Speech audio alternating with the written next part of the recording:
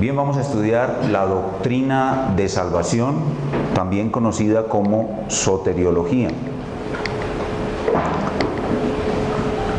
Y cuando vamos a estudiar lo que la Biblia enseña sobre la salvación, debemos de tener un solo propósito.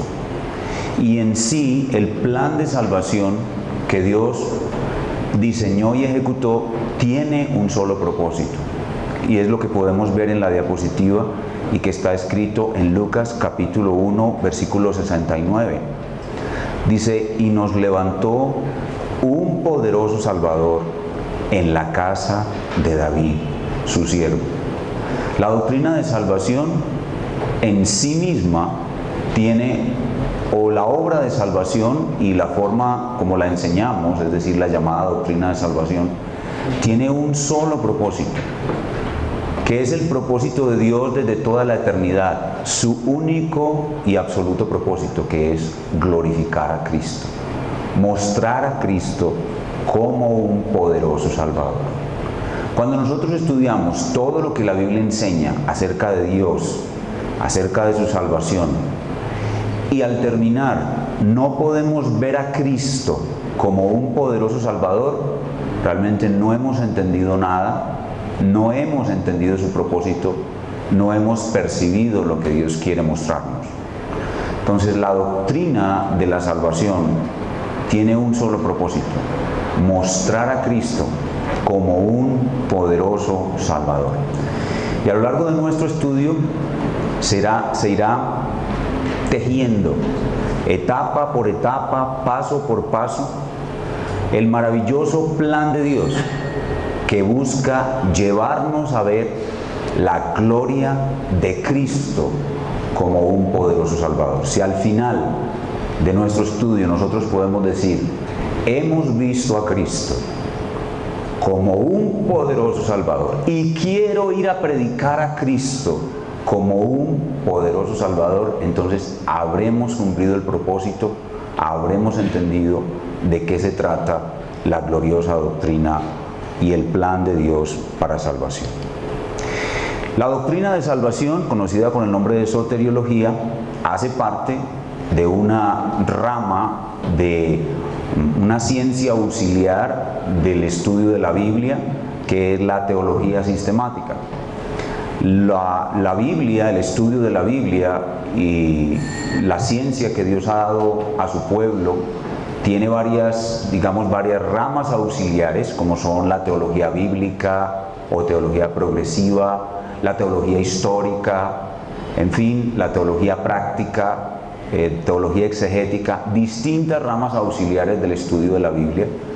Y hay una de ellas que se conoce con el nombre de teología sistemática, que busca presentar de manera ordenada, por temas, en un orden que le permita al estudiante enlazar las cosas de una manera lógica, para que cada cosa del plan y la revelación de Dios tenga un lugar apropiado en nuestra mente y podamos asociarla con las demás y entenderla más en sí misma y en su relación con las demás.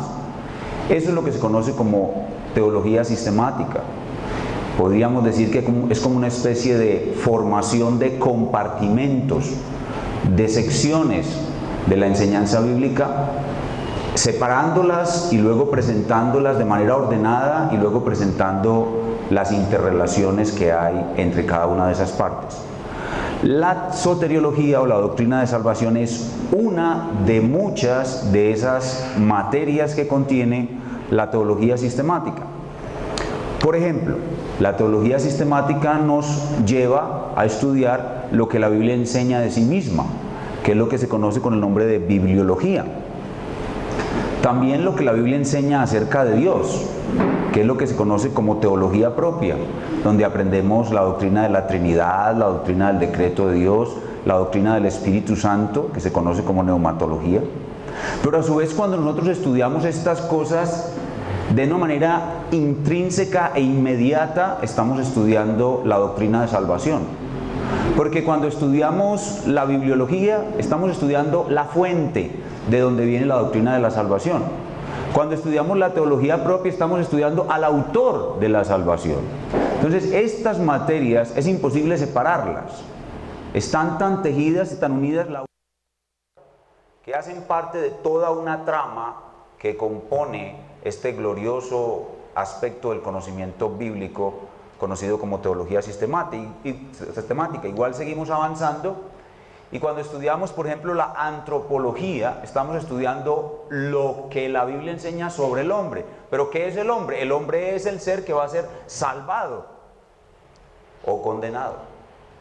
Entonces, ven cómo estas cosas se interrelacionan, no se pueden separar la una con la otra. De igual manera, estudiamos la doctrina de Cristo, la cristología. Es imposible separar la cristología y la soteriología. Es totalmente imposible. De hecho, a ustedes les va a dar la impresión cuando estamos estudiando la doctrina de salvación y estemos terminándola, que estamos estudiando cristología. La primera cosa que dije fue una declaración soteriológica o cristológica. Que cuando estudiamos la doctrina de salvación buscamos ver a Cristo como un poderoso salvador. ¿Eso es qué? ¿Soteriológico o cristológico? Es ambos. No se pueden separar. No se pueden separar. Lo mismo si estamos estudiando la antropología. Entonces, no hay forma de separar esto. La eclesiología. La eclesiología es el lugar donde van a vivir los salvados. Entonces no se puede separar. Todo está interrelacionado y de hecho la ciencia y el genio de un teólogo sistemático consiste no solamente en encontrar y analizar correctamente esta evidencia para encontrar las verdades bíblicas, sino establecer las interrelaciones que hay entre ellas para poder entender más profundamente el mensaje de Dios para nosotros. Escatología. ¿Cuál es el final de la salvación de Dios? ¿A dónde irán los que son salvados? ¿Cómo ocurrirán esos eventos? Cuando estemos hablando de la segunda venida de Cristo, ¿estaremos hablando de cristología o de soteriología o de escatología? De las tres. No se pueden separar. O sea, todo es una unidad coherente. Ética y misiones. ¿Cómo deben vivir los que han sido beneficiarios de la salvación? ¿Qué misión maravillosa se les ha encomendado con respecto a la salvación de otros? Ir, ayudar en la salvación de otros. Es un todo coherente que en sus unidades particulares presentan asuntos específicos, pero que en sus interrelaciones son inseparables. Y eso es lo que se conoce como soteriología. Teología sistemática y su relación con la soteriología. Pero de todo este conjunto de materias que están en la teología sistemática y que se relacionan con la soteriología, hay una que se relaciona más que todas, que es, podríamos decir, el corazón del estudio de la soteriología, y es la teología del pacto. La teología del pacto es el corazón de la soteriología. Y a su vez la teología del pacto es una materia aparte de la teología sistemática.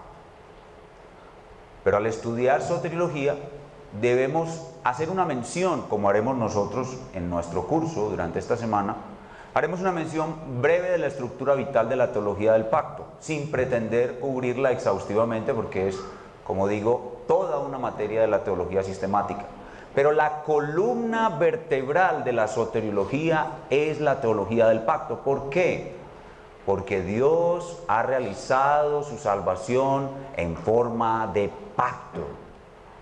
Dios ha realizado su salvación en forma de pacto. Entonces hay una relación inseparable entre la soteriología y la teología del pacto.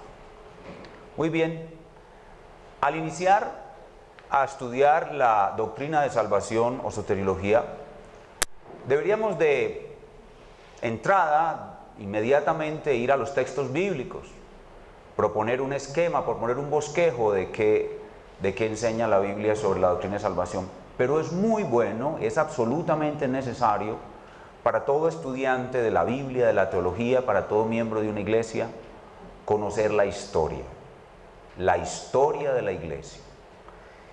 Y por eso, en el día de hoy, a segunda hora, nuestro hermano Alejandro Castiblanco va a disertar, me va a ayudar un poco nuestro hermano Alejandro, Y él va a disertar en la segunda hora sobre la historia de la doctrina de salvación, es decir, cómo se ha ido desarrollando la doctrina de salvación en la historia de la iglesia. Y eso es muy importante. Yo solamente voy a mencionar aquí unos pequeños detalles de paso, y a segunda hora Alejandro nos va a profundizar un poco más sobre este importante asunto. Conocer cómo la iglesia ha debatido y ha esclarecido la doctrina de salvación a lo largo de su historia. Eso va a ser muy importante, y esto hace parte de lo que se conoce como teología histórica.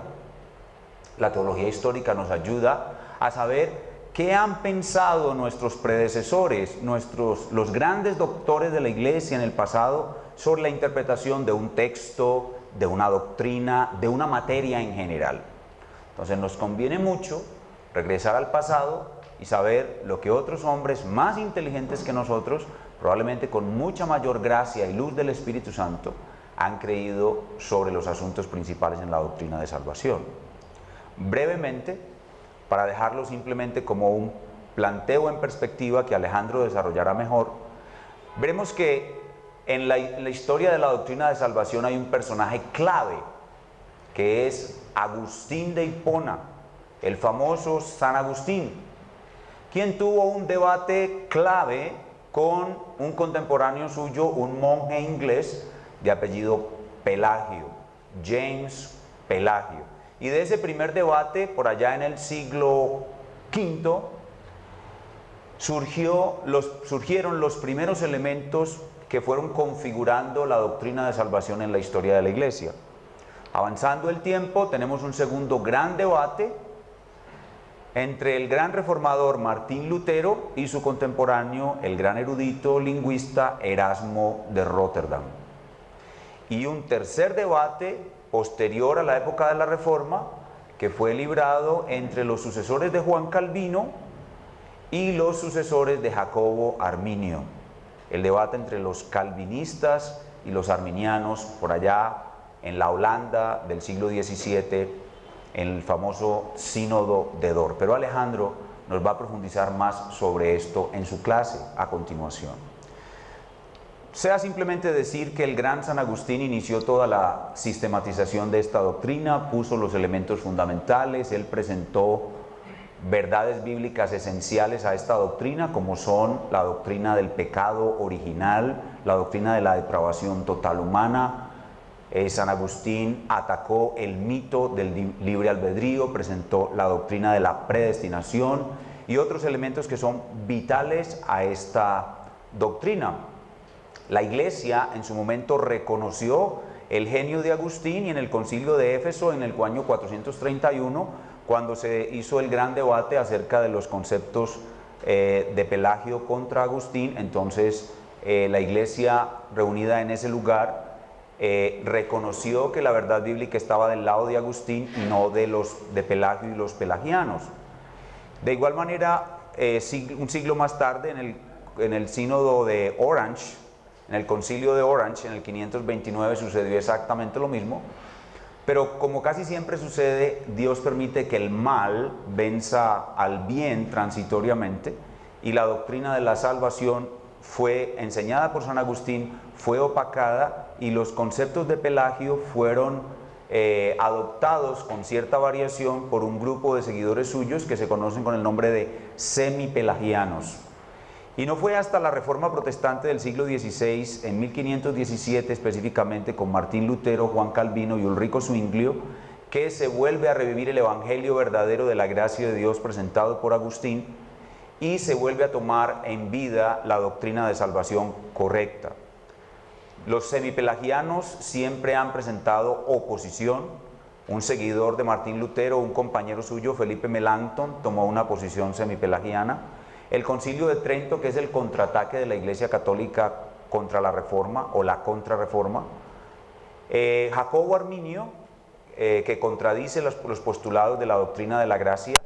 John Wesley más adelante. Las iglesias orientales y la mayoría de los evangélicos hoy están del lado de los semipelagianos. ¿Ven por qué es tan importante conocer la parte histórica? Porque nosotros hemos estado envueltos en esto sin darnos cuenta. La gran mayoría de las iglesias de hoy en día son arminianas, wesleyanas o pelagianas, y ellos no lo saben. Siguiendo los postulados de la Reforma vienen los puritanos, y luego las vertientes que salen de los puritanos, como los presbiterianos, bautistas e independientes, algunos anglicanos e incluso algunos metodistas, que son originalmente seguidores de Wesley, de corte arminiano, pero algunos de ellos han tomado las enseñanzas agustinianas sobre la doctrina de la salvación. Pero esto simplemente como para dejarlo planteado, dejarlo en perspectiva, y en la hora siguiente el hermano Alejandro nos estará dando un detalle más profundo sobre estos tres grandes debates: Agustín versus Pelagio, Lutero versus Erasmo y calvinistas versus arminianos, con las doctrinas fundamentales que allí surgieron para la consolidación de la doctrina de la salvación en la historia de la Iglesia. Vamos a pasar ahora continuamos en la parte de introducción de la doctrina de salvación, y vamos a pasar ahora a mirar algo que podríamos llamar palabras claves. Palabras claves en la doctrina de salvación. Al mirar toda la doctrina de salvación en la Biblia, vemos que hay unas palabras que son claves y que de entrada tenemos que tenerlas claras y familiarizarnos mucho con ellas, porque ellas son los ladrillos sobre los cuales se construye el edificio de la doctrina de salvación. La primera de esas palabras claves es la palabra gracia. La palabra gracia es la primera palabra clave. Todos los cristianos, desde niños, desde recién convertidos, afirman con el apóstol Pablo en Efesios 2, 8 y 9 que la salvación es por gracia. Dice Efesios 2:8, porque por gracia sois salvos por medio de la fe, y esto no de vosotros, pues es don de Dios, no por obras, para que nadie se gloríe. Cualquier cristiano recién nacido que ha leído este pasaje puede decir claramente, y en el Nuevo Testamento se ve claramente un debate entre la gracia y las obras. El apóstol Pablo presenta ese debate. La mente humana, la mente farisea, la mente natural de todo ser humano se opone a la gracia, y por tal razón hay un gran debate que cualquier creyente recién nacido puede percibir a simple vista en el Nuevo Testamento.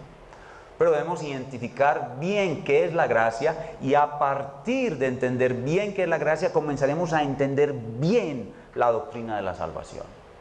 ¿Por qué? Porque la gracia es un atributo de Dios. La gracia es un atributo de Dios. Y Dios, al planear y ejecutar su salvación, lo que está haciendo es expresarse a sí mismo. Él se está manifestando él mismo, está manifestando más de uno de sus atributos, pero hay un énfasis especial en su gracia, en su gracia. De hecho, la salvación puede ser llamada, la doctrina de salvación puede ser llamada la doctrina de la gracia. La verdadera doctrina de salvación es la doctrina de gracia. Así que si nosotros entendemos este término claramente, ¿qué es gracia?, vamos a empezar a darle fondo, vamos a empezar a darle forma, vamos a empezar a visualizar, aunque panorámicamente, lo que es la verdadera salvación que enseña la Biblia. ¿Qué es entonces gracia? Muchos dicen inmediatamente que gracia es recibir lo que yo no merezco, y eso está bien, es una definición adecuada. Pero cuando estudiemos todo esto en cada una de sus partes, vamos a darnos cuenta de que la gracia no es solamente recibir lo que yo no merezco, es más que eso. La gracia es recibir lo contrario a lo que me merezco, algo que yo mismo no puedo ganar ni contribuir para adquirirlo. Eso es gracia, es recibir lo contrario a lo que merezco.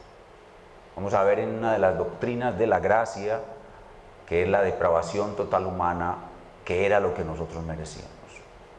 Y a ese pecador que merecía eso, Dios no quiso darle lo que merecía, sino lo que el pecador merecía, Dios lo tomó sobre sí mismo.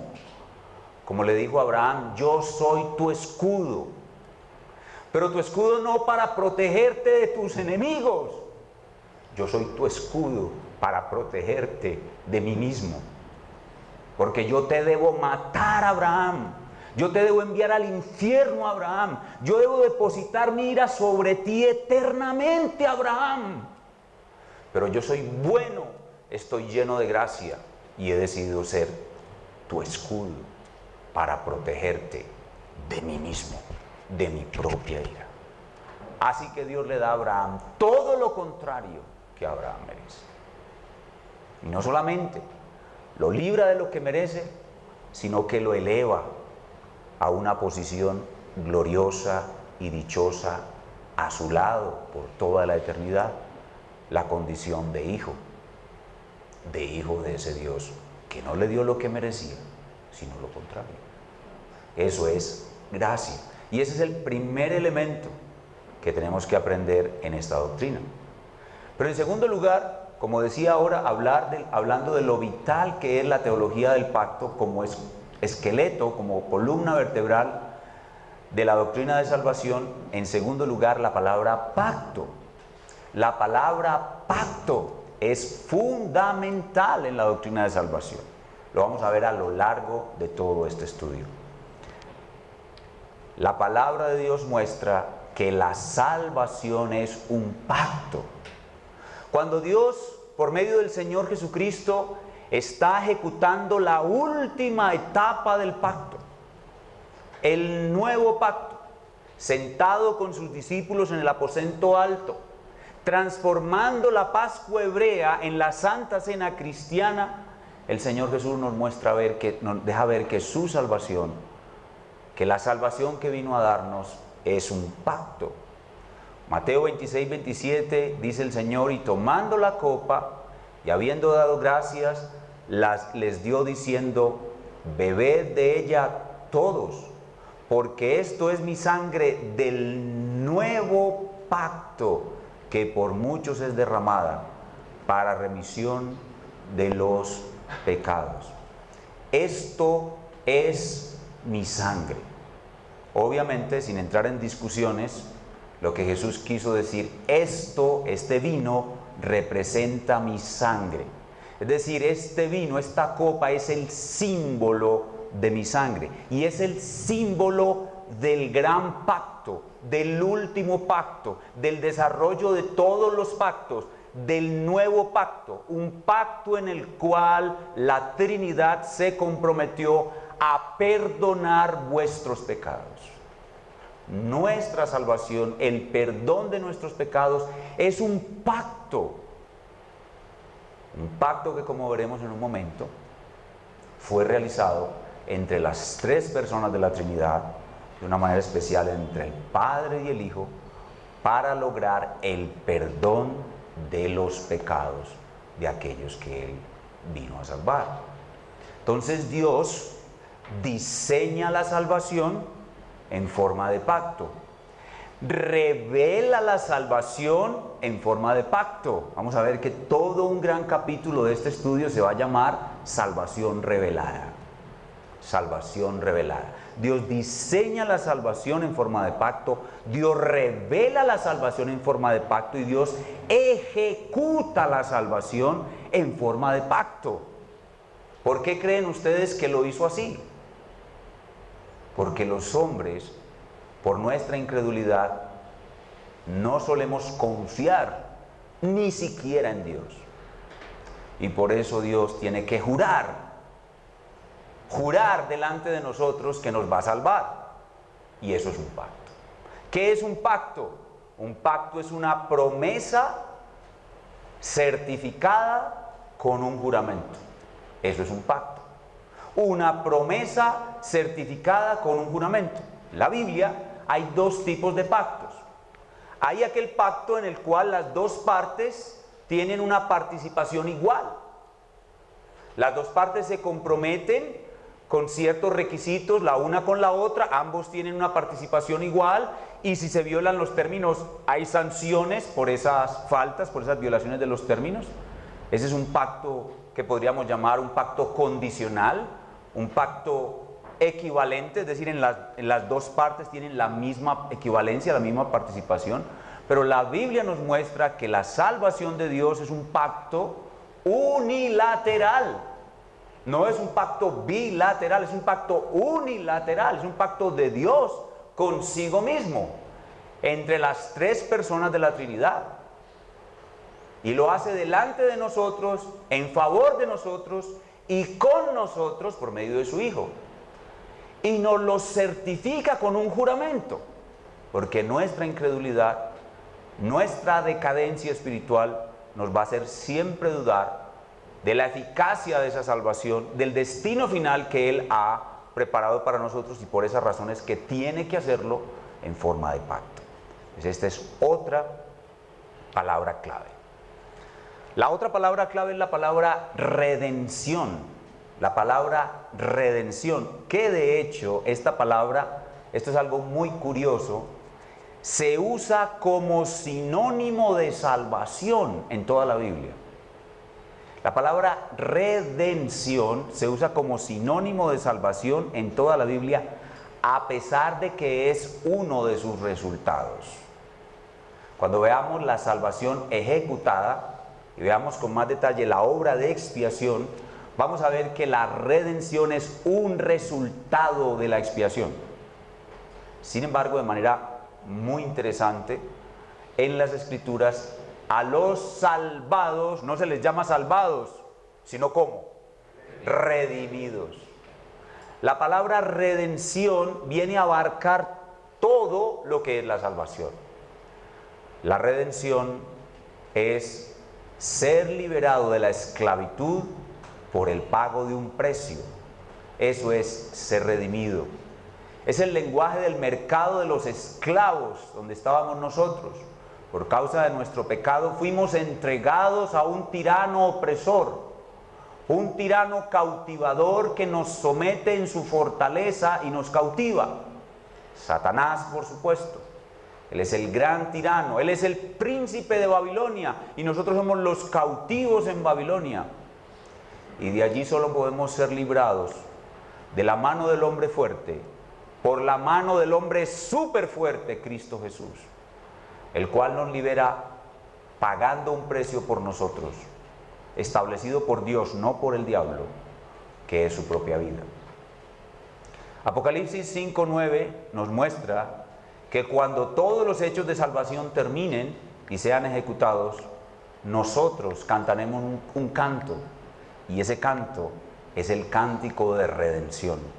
Dice, cantaban un nuevo cántico diciendo, digno eres de tomar el libro y de abrir sus sellos, porque tú fuiste inmolado y con tu sangre nos has redimido para Dios, de todo linaje y lengua y pueblo y nación, y nos has hecho para nuestro Dios reyes y sacerdotes, y reinaremos sobre la tierra. Entonces la palabra gracia, la palabra pacto, la palabra redención, y ahora viene la más importante de todas. La más importante de todas las palabras de la doctrina de salvación, y yo diría la más importante de todas las palabras de la Biblia, es la palabra expiación. Al final de este curso podremos estar convencidos de qué es la expiación, cómo se produjo, cuáles son sus resultados. Al final de este curso estaremos convencidos, Dios mediante, de que esta definición que coloco aquí en la pantalla de expiación es la única verdaderamente bíblica. Expiación es la muerte sustitutiva de Cristo que cancela la deuda penal que el pecador sustituido tiene con la justicia de Dios. Expiación es la muerte sustitutiva de Cristo que cancela la deuda penal que el pecador sustituido tiene con la justicia de Dios. Cuando hablamos de deuda penal, estamos hablando de un tribunal donde se está juzgando a un criminal que debe pagar una pena. Eso es lo que llamamos una deuda penal. La pena, el justo castigo que el criminal debe pagar. Pero hay un sustituto que es Cristo, que muere en lugar del pecador condenado y cancela la deuda penal que ese pecador sustituido por él tiene con la justicia de Dios. Muy bien, esto es lo que tiene que ver con los primeros conceptos introductorios. Ahora ya vamos a entrar en materia. Y para colocarnos en disposición de aprender la doctrina de la salvación, vamos a dividir nuestro estudio en 8 etapas. Etapas en el desarrollo de la salvación. Estos estudios no es ir libro por libro, yendo a la Biblia y mirando lo que cada libro enseña sobre la salvación. Recuerden, esto es un ejercicio de teología sistemática. Entonces lo que tenemos que hacer es recoger todo el material que la Biblia enseña sobre la salvación y ordenarlo para poderlo estudiar mejor y entender mejor y por ende después enseñarlo mejor. Bueno, el ejercicio de teología sistemática, de estudiar todo lo que la Biblia dice sobre la salvación, lo vamos a condensar en estas 8 etapas. La salvación se puede dividir en 8 etapas. Primera, salvación planeada. Vamos a ver cómo la salvación es un plan generado en la mente de Dios, en una reunión en la eternidad, entre las 3 personas de la Trinidad, que se puede llamar pacto intratrinitario o consejo eterno de redención, y allí se definen todos los términos de la salvación, pero de una manera especial, ¿quiénes van a ser salvados? Salvación planeada. En segundo lugar, veremos salvación necesitada. De la mente de Dios y su plan, vamos a pasar ya a la ejecución del plan. Cuando el hombre está sobre la tierra, Dios entra en pacto con él, el pacto adánico, y vamos a ver cómo el hombre cae en un estado de depravación total, y allí la salvación es una necesidad para el hombre. Salvación necesitada.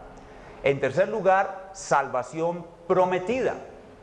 Una vez el hombre cae en pecado, Dios comienza a revelar el plan que en su mente ideó por medio de la primera expresión de salvación en la Biblia.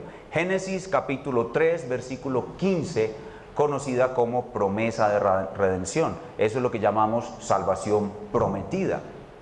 Y a partir de allí, a partir de esa promesa de redención, la salvación comienza a ser revelada. A medida que la historia de la humanidad, y en especial la Biblia registra no la historia de la humanidad, solo sus orígenes, sino que se concentra en el grupo de personas que han de ser protagonistas de los hechos históricos que desarrollarían y traerían la salvación del hombre, esto es, el pueblo judío.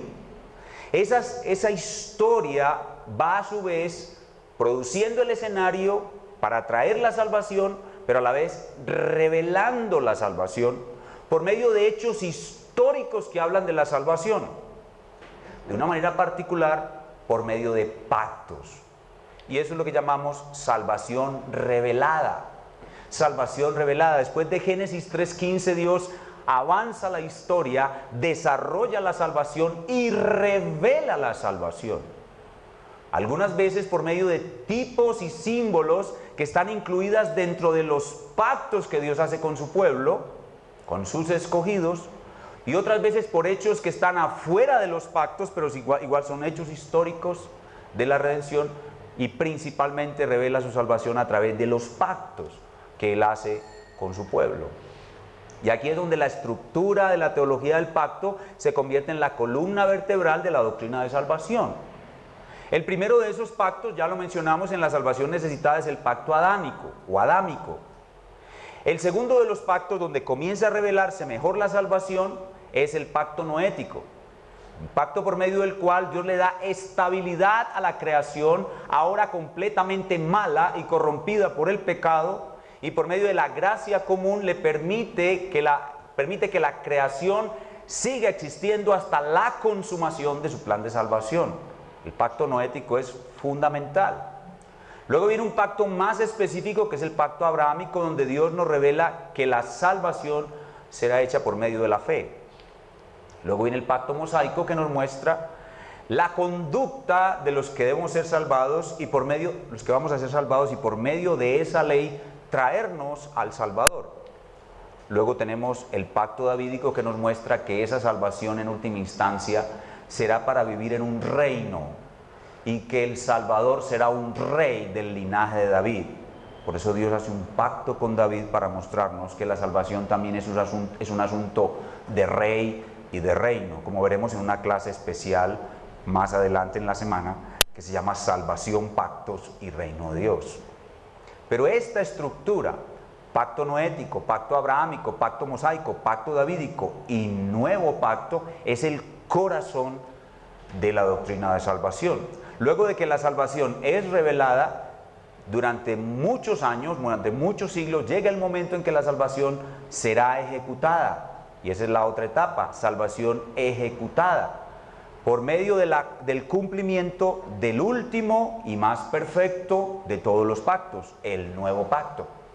Y realizada por el gran y maravilloso Salvador que Dios eligió, Cristo Jesús, la segunda persona de la Trinidad, ejecutando la obra que mencionamos antes, la obra de expiación.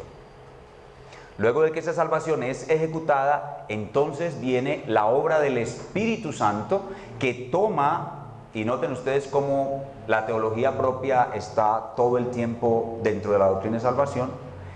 El Espíritu Santo toma la salvación ejecutada y la aplica a un grupo determinado de seres humanos, produciendo lo que llamamos el ordo salutis, u orden de salvación o cadena de oro de salvación, que es la salvación aplicada.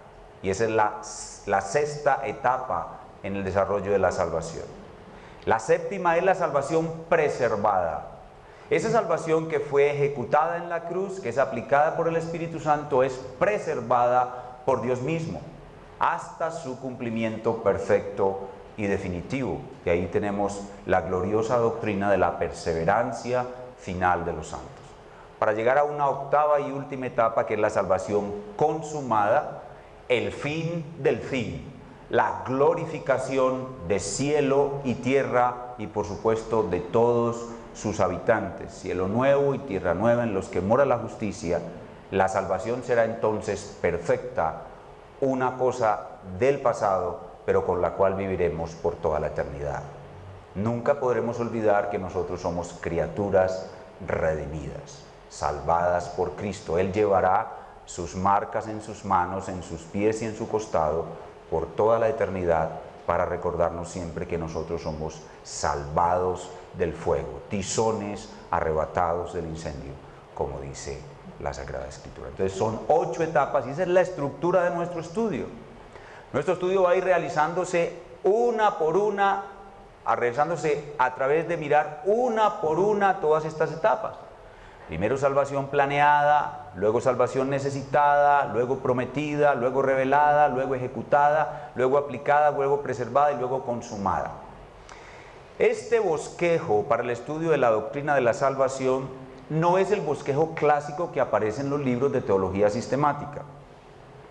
En los libros de teología sistemática se enseña solamente, se presume que las cuatro primeras etapas han sido ya conocidas por el estudiante, y se estudia solamente las 4 últimas etapas. Ustedes miran, por ejemplo, el libro del doctor Berkhoff o el libro del doctor Murray y ven que su estudio de la soteriología incluye solamente salvación ejecutada, o sea, expiación, salvación aplicada, ordo salutis, salvación preservada y salvación consumada. Entonces, este bosquejo incluye las cosas que otros libros, de esta materia presuponen y no tratan. No tratan sobre salvación planeada, aunque la mencionan. No tratan sobre salvación necesitada, aunque presuponen que el hombre la necesita.